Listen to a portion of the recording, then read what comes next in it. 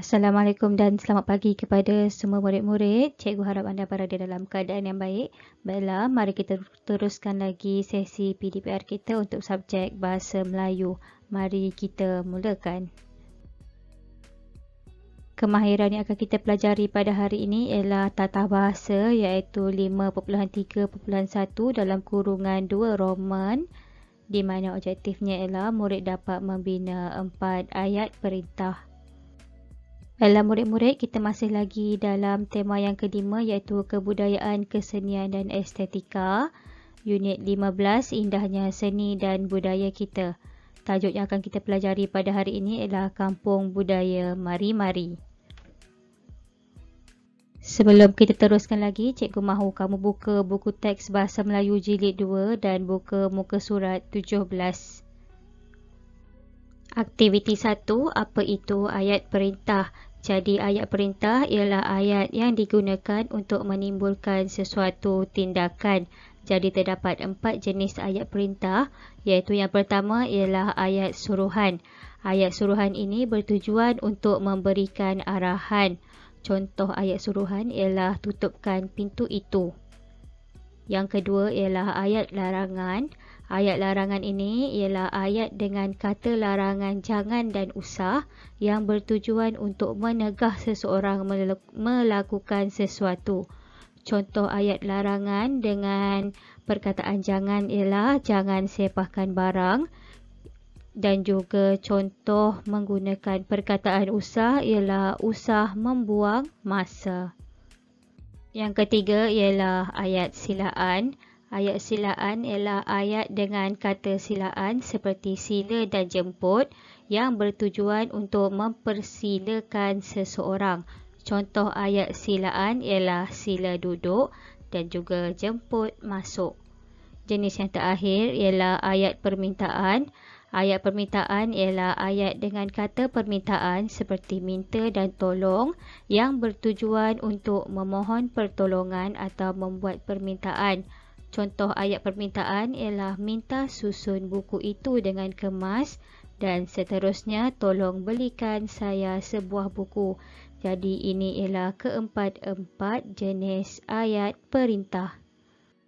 Baiklah murid-murid, untuk aktiviti yang kedua kita akan mengenal pasti ayat perintah. Jadi sebelum itu kita akan baca terlebih dahulu. Dengarkan ya. Kampung Budaya Mari-Mari. Hanif dan Nabila telah mewakili sekolah dalam lawatan ke Sabah. Pada hari kedua lawatan, mereka ke Kampung Budaya Mari-Mari di Inanam, Sabah. Minta perhatian semua. Di sini kita akan melihat kehidupan dan budaya 5 etnik utama di Sabah, iaitu Kadazan Dusun, Rungus, Lundayeh, Bajau dan Murut. Baiklah murid-murid, sila beratur sebelum masuk ke dalam. Tunjukkanlah kelakuan yang baik sepanjang lawatan ini. Usah sentuh barangan yang dipamerkan. Baik cikgu, jadi mari kita lihat ayat yang pertama, minta perhatian semua. Ini ialah ayat permintaan. Seterusnya, sila beratur sebelum masuk ke dalam. Ini ialah ayat silaan. Seterusnya, tunjukkanlah kelakuan yang baik sepanjang lawatan ini. Ini ialah ayat suruhan. Dan yang terakhir, usah sentuh barangan yang dipamerkan. Ini pula ialah ayat larangan. Seterusnya, untuk aktiviti yang ketiga, mari kita bersama-sama membina ayat perintah. Sebelum itu, mari kita baca dialog ini terlebih dahulu. Hanif, apakah lagi peraturan lain semasa berada di sini? Jangan tempat kosong. Buanglah sampah di tempat yang disediakan. Tolong tempat kosong. Baiklah, nanti saya beritahu kawan-kawan tentang peraturan tersebut. Jemput tempat kosong. Baiklah, Mari kita masuk ke dalam rumah itu. Jadi mari kita bina ayat perintah.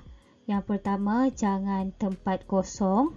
Jadi ayat yang sesuai ialah jangan buang sampah di merata-rata tempat. Yang kedua, tolong tempat kosong.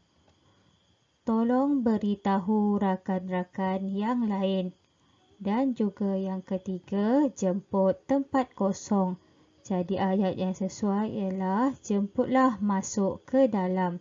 Tahniah kerana kita telah selesai membina ayat perintah. Untuk latihan pada hari ini, cikgu mahu kamu jawab soalan dalam aplikasi WordWall. Selamat maju jaya cikgu ucapkan kepada kamu semua dan semoga kita bertemu lagi dalam sesi PDPR yang akan datang. Sekian, terima kasih.